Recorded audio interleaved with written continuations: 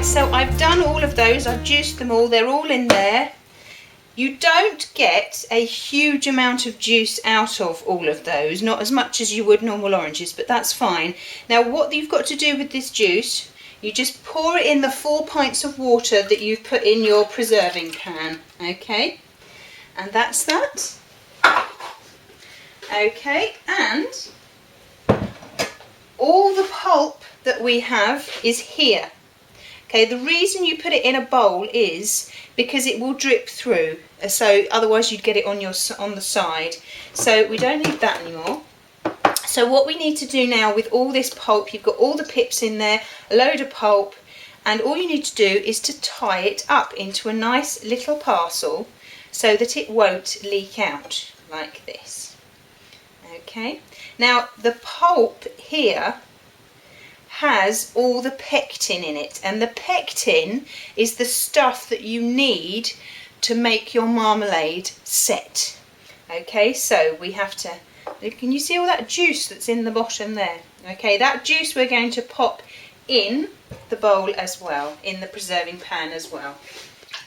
Right, now what we've got to do now is we've got to cut all of these shells up, all of the outsides of the lemons and the oranges. If you have any of these little knobbly bits on the end, take them off because you don't want those in your marmalade, okay? And what you need to do now is you cut, let me do this one, I did it without telling you, cut it in half.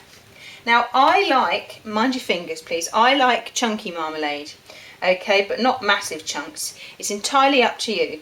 So you then have to cut along the skin as fat as you would like your shreds to be. They will get very soft in a bit, so don't worry. Okay, so cut them to the size that you want. Obviously the bigger they are, the longer they will take when they cook to go soft. So you don't want them too fat, otherwise it will be boiling for a very long time. If you get any bits of pith that come off like this, don't worry, because they will dissolve when the jam is cooking, when the marmalade is cooking. So I'm just going to carry on and do all of these. This can take quite a while and it can make your hand hurt, just because you're keeping your hands in one position for quite a while. So do some, then stretch your hand, and then do some more. But when I've done all of this, I will come back to you.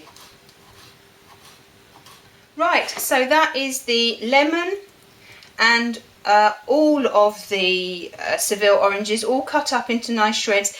Don't worry if you get the odd pip in there. If you get the odd pip in there and somebody finds it, they know it's homemade. That's what I say anyway. So we'll put all of these bits that we've cut up, and again, don't worry if you find any bits of pith that haven't quite sort of left. There's a pip there, you see? They're lucky if they get the pip. Don't worry about the pith because that will dissolve in the boiling. Okay? So that's all of that done, and now we need to put this in the water.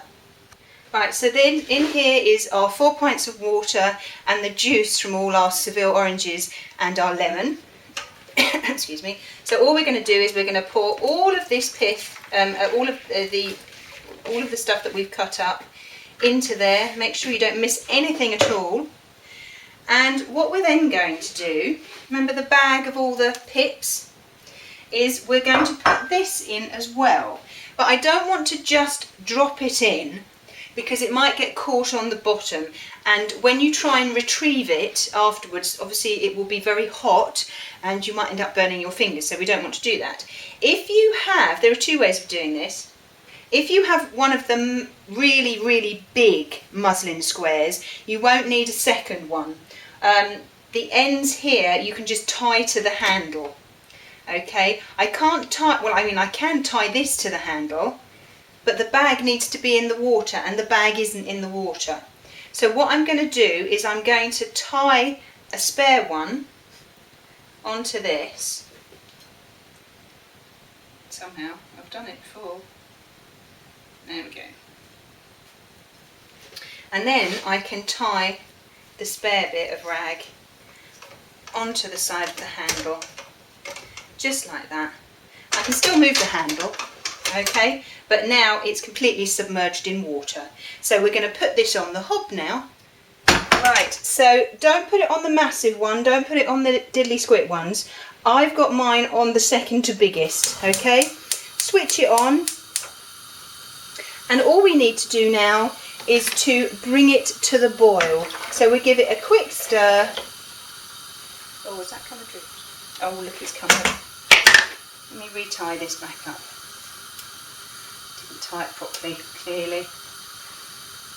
Okay, so give it a quick stir, okay, and watch it, okay, and stir it frequently, but not continuously, so every, say, 5 minutes or so, and when it comes to the boil, I'll show you what to do with it next. Right, now hopefully, I can't tip it up obviously because it's very hot, but you can see that it's boiling now.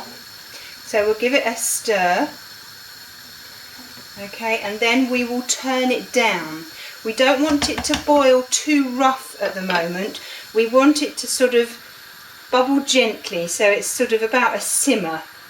So turn the temperature down on your hob to about half, so it's sort of bubbling nicely, okay, and it needs to bubble like that anywhere between an hour to 2 hours, okay. You've got to make sure that all these bits of rind are soft, okay, so it can take a while.